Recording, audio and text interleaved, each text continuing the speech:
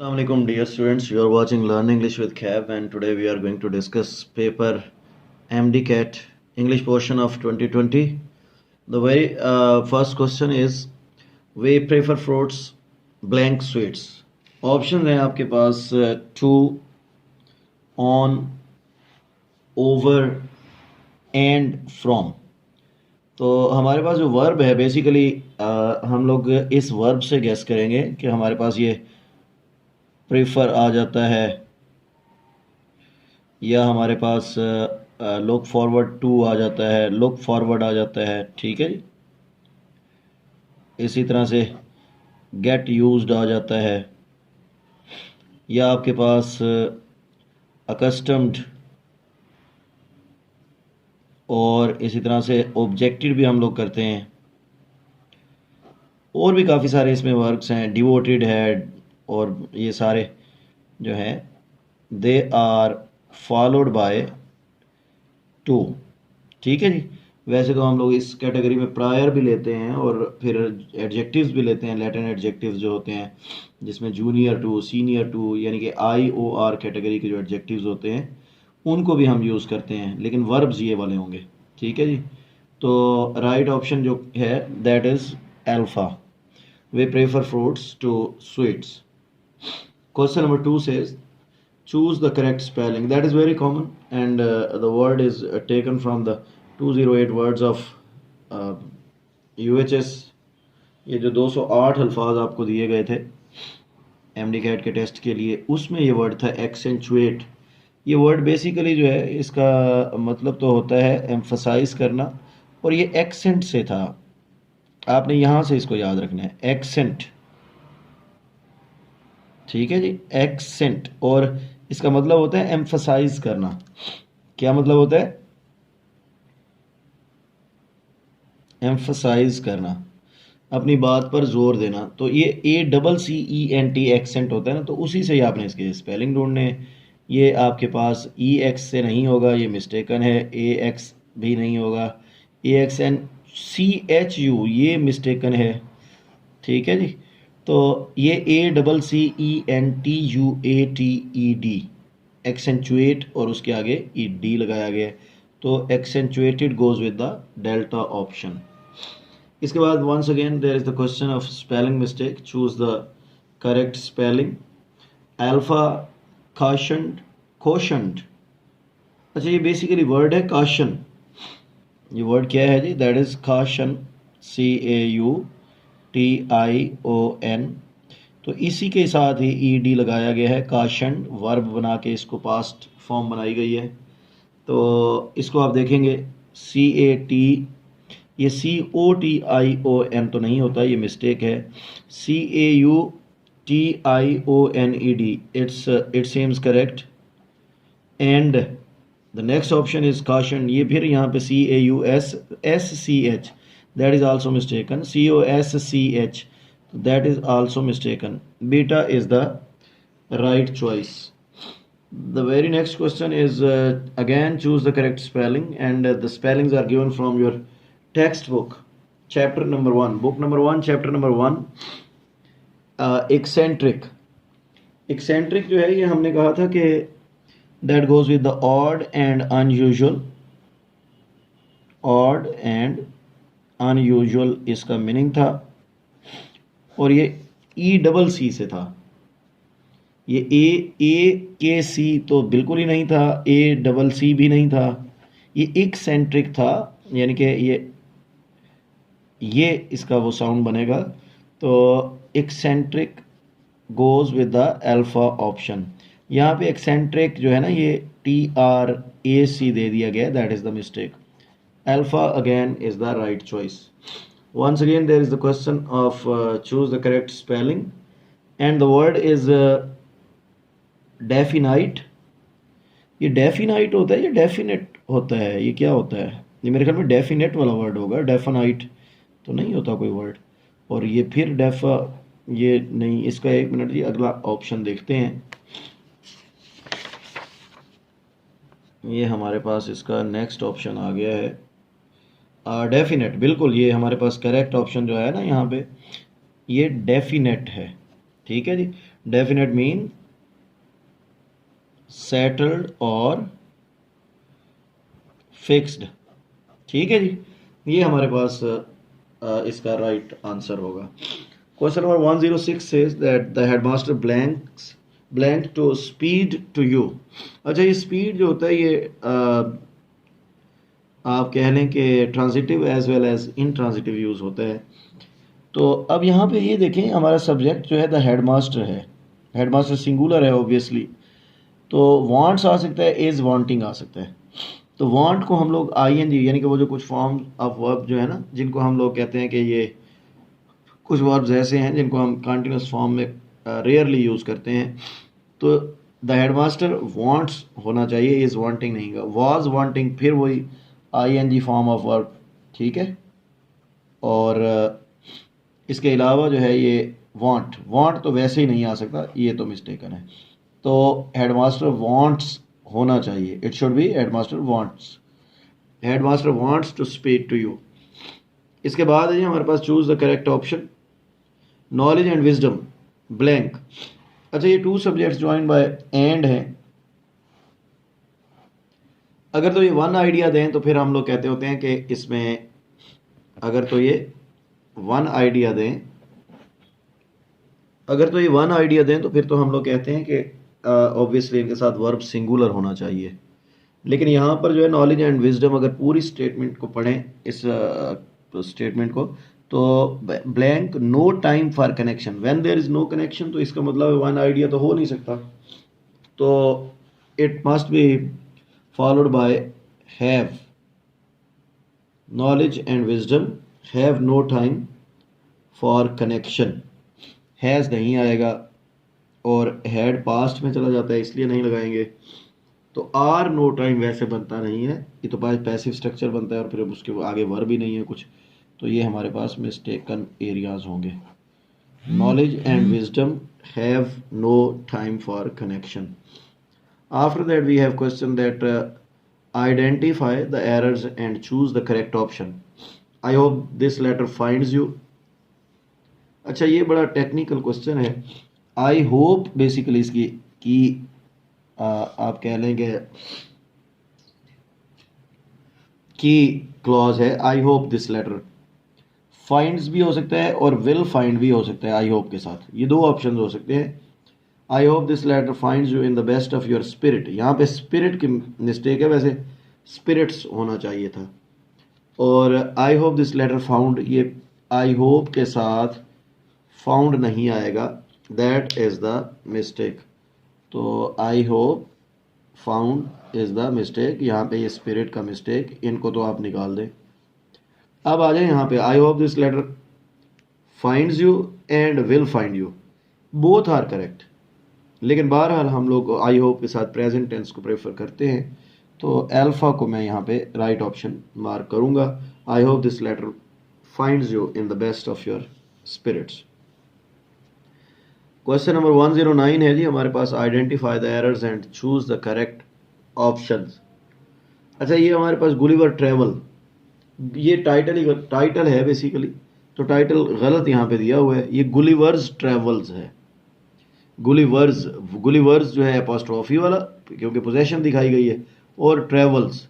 अब ये चूंकि एक बुक का टाइटल है तो गुलिवर्स ट्रेवल्स वाज सिंगुलर ही होना चाहिए, ठीक है जी, रिटन बाय स्विफ्ट।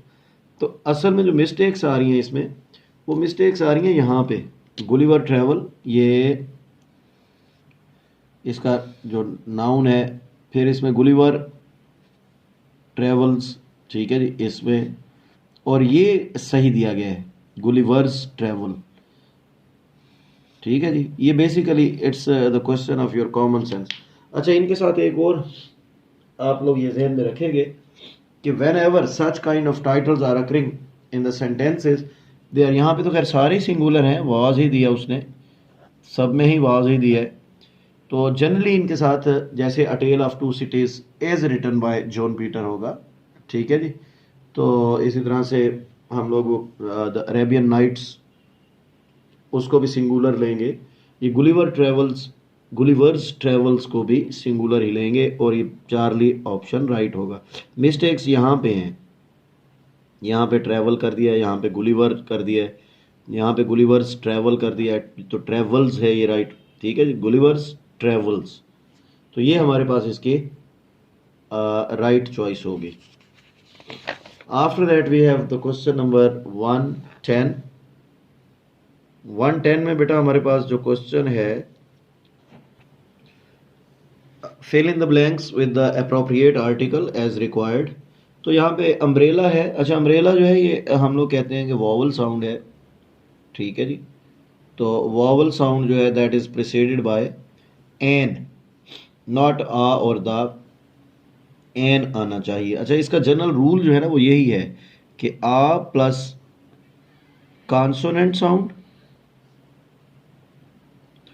और एन प्लस वॉवल साउंड। अच्छा, याद रखिएगा कि I am talking about consonant sound and vowel sound. बात को समझ रहे हैं? तो मैंने साउंड की बात की है। अब वॉवल साउंड जो होता है ना, ये आप कह लें कि जब आप किसी वर्ड को एज इट इज़ उसकी प्रोनाउंसिएशन जो उर्दू में लिखते हैं, तो ये अलिफ, अलिफ मदा, ठीक है जी, आइन, इन से लफ्ज़ बनते हैं। जैसे ये अम्ब्रेला है तो एन। अच्छा, इसी तरह से हमारे पास एन एस पी भी हो सकता है, N S P, N M A, ठीक है जी। तो ये हमारे पास वॉवल साउंड है बेसिकली। तो वॉवल साउंड के साथ एन आएगा। This one is the right choice. The इसलिए नहीं आ रहा कि कोई स्पेसिफिकेशन नहीं है, और नो आर्टिकल जो है ये कॉमन नाउन है, तो इसके साथ आर्टिकल की अक्रेंस होगी, ठीक है जी। इसके बाद है choose the correct sentence. I wish I have been a millionaire, I wish I am being a millionaire. I am being a millionaire तो नहीं यहाँ पे बनेगा, ये तो गड़बड़ है। I were a millionaire, I was a millionaire. अच्छा, इसमें ना बड़ा सिंपल सा फार्मूला है। हमने कहा था कि हमारे पास would that, oh that, as if, as though, ये सारे अनरियल सिचुएशन के लिए आते हैं। जब ये अनरियल सिचुएशन के लिए आते हैं तो इनके साथ वर आता है, ठीक है जी, सब्जेक्टिव मोड ऑफ वर्ब। तो आई विश, आई वर, डिफरेंस जो था ना हमारे पास इसका, वो क्या था? I have been, I am being, I were और आई वॉज। तो राइट ऑप्शन जो है हमारे पास क्या बन रहा है? I wish, I were. यहाँ पे विश भी ऐड करें इसमें। ये अनरियल सिचुएशन होती है, यानी कि काश मैं करोड़पति होता, ठीक है जी। क्वेश्चन नंबर 12 है जी, चूज द करेक्ट सेंटेंस। और इसमें हमारे पास सेंटेंस है, no star is brighter than the moon. तो no star is brighter than the moon, यहाँ पे हमारे पास बीटा में no star is more bright. तो हम लोग कहते हैं कि ये जो हमारे पास ब्राइट जो है, ये आप कह लें कि सिंगल सिलेबल है। तो सिंगल सिलेबल्स जो वर्ड्स होते हैं इनको हम EREST से ही डील करते हैं, बजाय इसके कि इसके साथ हम मोर एंड मोस्ट लगाएं। तो मेरे ख्याल में अल्फ़ा में ठीक था। No star is brighter than, यहाँ पे देन की मिस्टेक आ गई है, THEN। ये ज़रा इसको जहन में रखिएगा कि THAN कंपैरिजन और THEN टाइम सीक्वेंस। ये क्या है? Time sequence. और ये जो है कंपैरिजन, तो हमने कंपैरिजन वाली तरफ जाना है, ठीक है जी। तो no star is brighter than the moon, क्या होना चाहिए जी? कौन सा होना चाहिए? अल्फा ही मेरे ख्याल में राइट है, क्योंकि यहाँ पे ना द मून नहीं लगाया, इसमें ना द मून होना चाहिए था, ये इसमें मिस्टेक है। मून के बाद हेवनली बॉडी है तो इसके साथ डेफिनेट आर्टिकल होना चाहिए था। Alpha again is the right choice. इसके बाद है choose the correctly structured sentence. Had he lived in England, he would missed. अच्छा, ये ना had he lived in England का मतलब है कि if he had lived in England, और ये थर्ड कंडीशनल बनेगा, तो इसके साथ वुड हैव मिस्ड होना चाहिए। इसमें जो हमारे पास डिफरेंसेस आ रहे हैं, would missed, he would missed, ये तो हो नहीं सकता।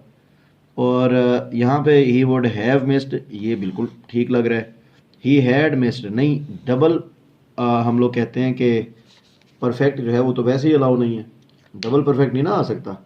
ठीक है जी। और इसका जो डेल्टा ऑप्शन है उसमें हमारे पास यहाँ पे देखें, ये आप ज़रा, डेल्टा ऑप्शन कहता है कि had he lived England he will, तो ये विल वाली तो वैसे कहानी नहीं आएगी। ठीक है जी, ये भी गड़बड़ है। तो इसका मतलब है कि हमारे पास राइट ऑप्शन जो है वो क्या है, इसमें वुड प्लस मिस्ड नहीं आ सकता, गलती है। वुड हैव मिस्ड ओके है, और हैड मिस्ड यहाँ पे भी हैड आ गया, यहाँ पे भी हैड आ गया, तो ये डबल परफेक्ट नहीं आएगा, और वहाँ पे विल था, तो ये बीटा इसका राइट चॉइस होगी।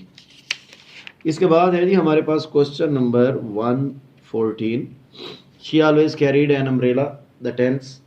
तो ये सब्जेक्ट प्लस, ये है ना sentence, she always carried an umbrella, तो ये क्या है, subject plus second form of verb. Second form of verb जो है ये पास्ट होती है, ये सिर्फ पास्ट टेंस के लिए ही होती है, बस एक ही टेंस में यूज होती है। तो यहाँ पे पास्ट सिंपल ही हम इसको कहेंगे। ये ऑलवेज आपको ज़रा थोड़ा सा कंफ्यूज ज़रूर कर रहा है कि ऑलवेज तो प्रेजेंट सिंपल के साथ होता है, लेकिन बहरहाल वर्ब जो है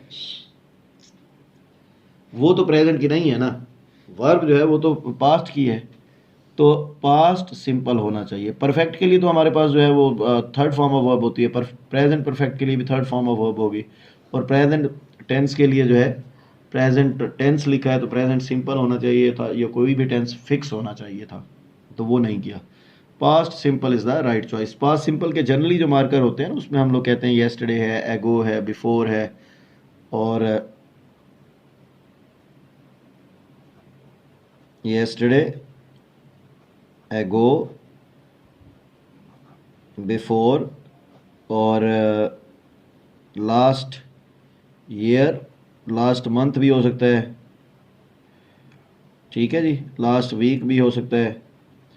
और इसी तरह in plus preposition plus time expression भी होता है, इन 1996। ठीक है जी। और some time from this to this भी होता है। तो ये सारे हमारे पास पास्ट सिंपल के मार्कर्स हैं। आगे आ जाएंगे question number 115, Ahmad blank me for a long time. Ahmad know, अच्छा अहमद के साथ नो तो आ नहीं सकता, ये तो गलत हो गया। अहमद हैव भी नहीं आ सकता, ये भी गलत हो गया। अहमद सिंगुलर है ना, सिंगुलर सब्जेक्ट है, तो सिंगुलर वर्ब भी आएगा। अहमद नोज आ सकता है, और अहमद न्यू आ सकता है। न्यू इसलिए नहीं लगा रहे हम यहाँ पे, ये for a long time, for और सिंस जब आ जाएं, फॉर और सिंस जब आ जाएं तो इनके साथ हम परफेक्ट टेंस लगाते हैं, और वैस ठीक है जी। तो यहाँ पे ये पास्ट न्यू जो है वो सूट नहीं करेगा। अहमद नोज नहीं, बल्कि ये तो यहाँ पे गड़बड़ है, या तो अहमद हैज़ नोन होता फिर भी ठीक था, और अब हमारे पास अहमद न्यू आ गया है। अब हमारे पास ऑप्शन सिर्फ अहमद न्यू ही है। ठीक है जी, अब हमारे पास ऑप्शन सिर्फ अहमद न्यू ही होगा। हाँ, अगर यहाँ पे हैज़ नोन होता तो फिर ये बेस्ट ऑप्शन होता। ठीक है जी, Ahmad has known me for a long time. ये चूंकि है नहीं, अहमद के साथ हैव तो नहीं आ सकता, तो अहमद न्यू, डेल्टा हम लगाएंगे जी, delta is the right choice. ठीक हो गया जी। इसके बाद है जी हमारे पास pick up the correct option, his first innings. अच्छा, ये इनिंग्स का जो है ना, ये एपोस्ट्रॉफी तो नहीं आएगी, ये तो गड़बड़ है। ये ठीक है, innings, his first innings. Consist नहीं, ये इनिंग्स फर्स्ट इनिंग्स है, सिंगुलर है। इनिंग्स जो होता है ना, इसको याद रखिएगा कि it is singular as well as plural, दोनों में इनिंग्स ही यूज होता है। एक होगी तब भी इनिंग्स ही होगा, दो होंगी तब भी इनिंग्स ही होगा। तो अब यहाँ पे फर्स्ट की बात कर रहे हैं तो इनिंग्स सिंगुलर है, यहाँ पे कंसिस्ट होना चाहिए। और आगे जो है ना, ये आपको दिखा रहा है, ये यहाँ पे इसने सिक्सेस भी गलत किया, प्लूरलाइज, सिक्स को प्लूरलाइज नहीं किया यहाँ पे, ठीक है जी, ये देखें ना 4 6s होना चाहिए था, 3 4s होना चाहिए था, एपोस्ट्रोफी से नहीं होंगी, सिंपली एस लगेगा इनके साथ। तो his first inning consist of 4 6s। Delta जो है चार्ली जो है दैट सेम्स करेक्ट, क्योंकि 6s भी ठीक है, यहाँ पे 4s भी ठीक है, इनिंग्स भी ठीक है, कंसिस्ट आगे सिंगुलर वर्ब भी आ गया।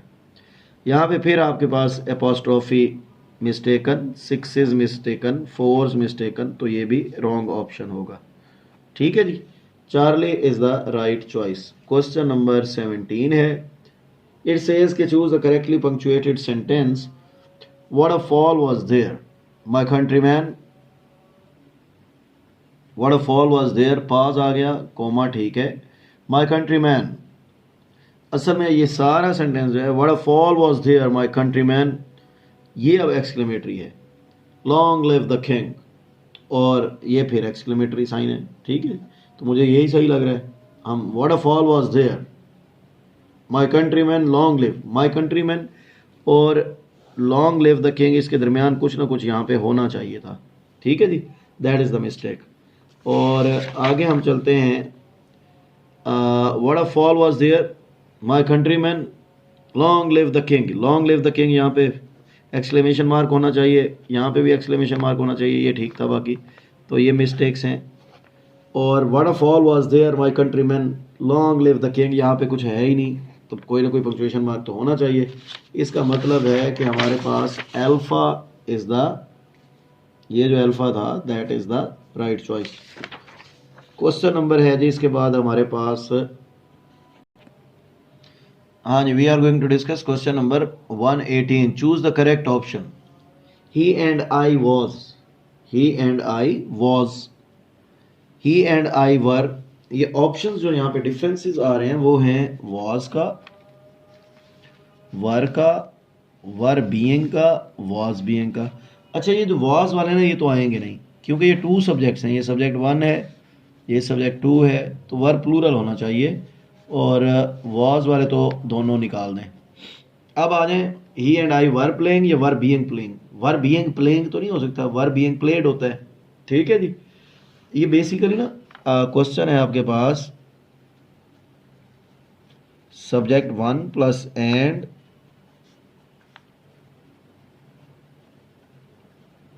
Plus subject 2। ठीक है जी, तो इसके बाद जो वर्ब आता है वो प्लूरल आता है, ये क्वेश्चन है, इस एरिया से क्वेश्चन लिया गया है, यानी कि एग्रीमेंट मिस्टेक है इसमें। नेक्स्ट है जी क्वेश्चन नंबर 119। क्वेश्चन नंबर 119 से इसके every one of the prisons are full, तो every one of the prisons is full होना चाहिए, हैज़ बीन फुल हो सकता था, तो यहाँ पे आर तो बिल्कुल नहीं आएगा, और हैड फुल और हैज़ फुल भी नहीं आएगा, इज़ फुल जो है that is the right choice. ये ना असल में आपको याद होगा हम लोगों ने कहा था कि हमारे पास जितने भी